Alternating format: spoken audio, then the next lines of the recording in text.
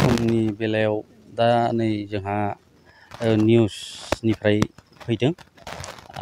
दा निउसाव फंनैसो दा नैबे मैदेर गामियाव ओंखारबोनायनि थाखाय बुंनो थिननायलाय आं गसंबाय आरो दिनै निउसनि बिथांमोनखौबो बेयाव सफैनायनि थाखाय आङो हामबाय होनदों।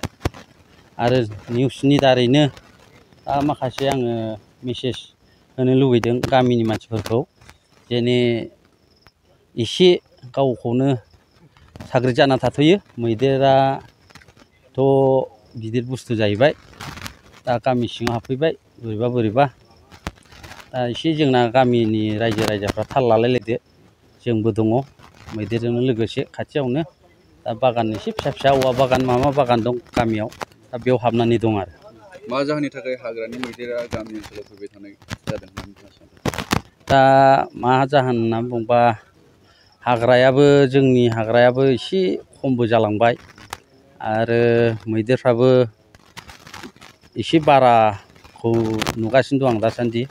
आरो ओंखारखायो बिदिनो सम सम मैदेरफ्रा, मैदेर होन आरो मै होन अमा होन, हाग्रानि जुन्थुफ्रानो बोरैबा मानसिजों रिलेसन गोनां बायदि सम सम ओंखारखायो। दा बेनो, जों ओंखारनायखौ जोङो जेबो डिस्टार्बल' होनाङा, गावसोरनो थांफिनखागोन। दा सानावहाय बिसोर ओरै न' नुलाजोबनाय जाहैबाय आरो मानसिफ्रा बयबो नायनो हांखुर जायो। नैबेफोरजों एसे होबथानाय बायदि जागोन। जों सिरि थानो हायोबालाय गावनो ओंखारलांगौमोन। दा थानजागोन आरो ओंखारलांनो। माबैसे दं? दा एथ' खाथां जायाखै मैदेरखौ आं नुनाया, मासेखौथ' खाथां जाबाय नुनाया। दा पाब्लिक डिमान्डआव माथाम होनना बुंगासिनो दं, फिसा मासे गेदेर मानै होननानै। दा बेखौबो खाथियाव नायथारनांगौ, बेबो जोंनि थाखाय सम्भब नङा। ओरै हाग्रायाबो फिसा आरो बेन्दोंबारि, दा दैज्लां बोथोरखाय बेन्दोंबारिखाय एसे उसुबिदा जादों नायनो खाथियाव। बाहेरायाव एसे ओंखारनायखौथ' मासे नुबाय आं, बे प्रमान जाथारबाय। बेखिनियानो। আমি ৰাতিপুৱা গম পাইছোঁ মানে ধুনাবাৰী ৰাজ্যই আমাক ফোন কৰিছে। তাৰপিছত ফোন কৰাৰ লগে লগে আমি বেংটল বিটৰ আমাৰ ষ্টাফক ইয়াতে আগত পঠাইছোঁ। তাৰপিছত লগে লগে আমিও নিজৰ পৰা ইয়াতে আহি শিকি থৈছোঁ। আমি দেখা পাইছোঁ ইয়াতে এটা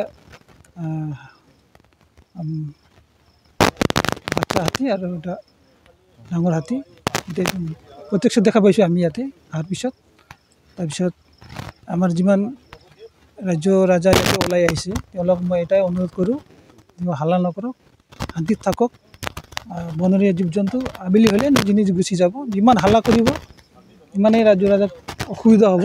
ষ্টাফো গাঁৱৰ ওচৰত আছে, ইয়াতে হাল্লা কৰিলে, ইফালৰ পৰা হাল্লা কৰিলে এফালে পলাব হাতী, আৰু সৰু ল'ৰা ছোৱালীবিলাক আছে গাঁৱত, দিগদাৰ হ'ব। মই এটাই অনুৰোধ কৰোঁ, ৰাজ্য ৰাজা মনে মনে থাকক, হাতী একো ডিষ্টাৰ্ব নকৰিব, টাইম হ'লে নিজে গুচি যাব। আমি দেখিবলৈ পাই থাকি যে জংঘলৰ পৰা হাতী আহি গাঁও অঞ্চলত উৎপাত কৰাটো কি কাৰণ হৈছে বুলি ভাবো? এইটোতো আমি সঠিক এনচাৰ দিব নোৱাৰোঁ ইয়াত। হাতী বনৰীয়া জীৱ জন্তু, কেতিয়াবা নিজৰ ৰাস্তা খুজি আহে সিহঁতে, কেতিয়াবা গোটত সিহঁতৰ ঝগড়াও হয়, তেতিয়াও গুচি আহে। এতিয়া হাতীৰ নিজৰ যিটো ৰাস্তা সিহঁতে কেতিয়াও 100 বছৰ হ'লেও সেইটো সিহঁতে এৰি নিদিয়ে। এইটো চাগে এনেকুৱা হৈছে।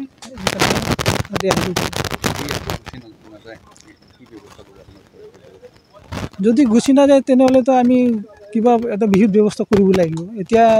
এতিয়াতো ক'ব নোৱাৰোঁ যে গুচি যাব নোৱাৰে বুলি। এতিয়া কোনো আমাৰ লগত এনেকৈ সঠিক উত্তৰ নাই। যেতিয়ালৈকে চিটুৱেশ্যন আমাৰ কণ্ট্ৰল নহ'ব, এতিয়াতো আমাৰ কণ্ট্ৰলত নাই চিটুৱেশ্যন। বনৰীয়া জীৱ জন্তু, ইয়াত নিজৰ কণ্ট্ৰল আছে, এটা নিজৰ সীমা আছে। আমি চাওঁ আবেলিলৈকে, যদি আবেলিলৈকে ইয়াৰ পৰা গুচি নাযায় তেনেহ'লে আমি ওপৰ লগত খবৰ কৰি, আমাৰো টীম আছে, মাতি কিবা ব্যৱস্থা কৰিবলৈ আমি ব্যৱস্থা কৰিম।